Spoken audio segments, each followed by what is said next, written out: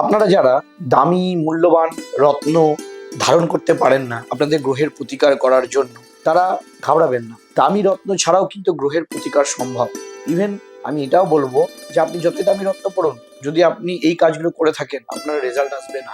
কি এই কাজগুলি? ধরুন কেউ কারোর বাবার সাথে খারাপ সম্বন্ধ রাখছে বা বাবাকে অবহেলা করছে, সে যত দামি চুনি পড়ুক না কেন তার কিন্তু রবিগ্রহ ভালো ফল দেবে। যদি আপনি আপনার মায়ের সাথে ভালো সম্পর্ক রাখেন তাহলে কিন্তু আপনার চন্দ্রগ্রহ খুব ভালো ফল দেবে। যদি আপনি আপনার ভাইয়ের সাথে ঝগড়া ঝামেলা মারামারিতে জড়িয়ে পড়েন তাহলে মঙ্গল কিন্তু আপনার কখনোই ভালো ফল দেবে না। একইভাবে আপনি যদি আপনার মাসি পিসি বা ছোট কন্যা বাচ্চাদের সাথে সম্পর্ক ভালো রাখেন, বুধ আপনার খুব ভালো ফল দেবে।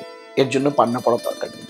যদি আপনি আপনার গুরুর সম্মান করেন বা বয়স্ক লোকেদের সম্মান জানান, আপনার বৃহস্পতি ভালো হবে। যদি আপনি আপনার স্ত্রীকে ভালোবাসেন, স্ত্রীকে সম্মান দেন, শুক্র গ্রহ ভালো ফল দেয়। আর যদি আপনি আপনার বাড়ির চাকর বাকর বা কাজের লোক বা সাবঅর্ডিনেটদের আপনি হেল্প করেন বা তাদেরকে সাপোর্ট দেন, তাহলে শনি গ্রহ আপনাকে ভালো ফল দেবে। তো এর জন্য কোনো দামি পাথর পড়ার দরকার নেই, এগুলো করুন, তাতে আপনারা খুব ভালো রেজাল্ট পাবেন।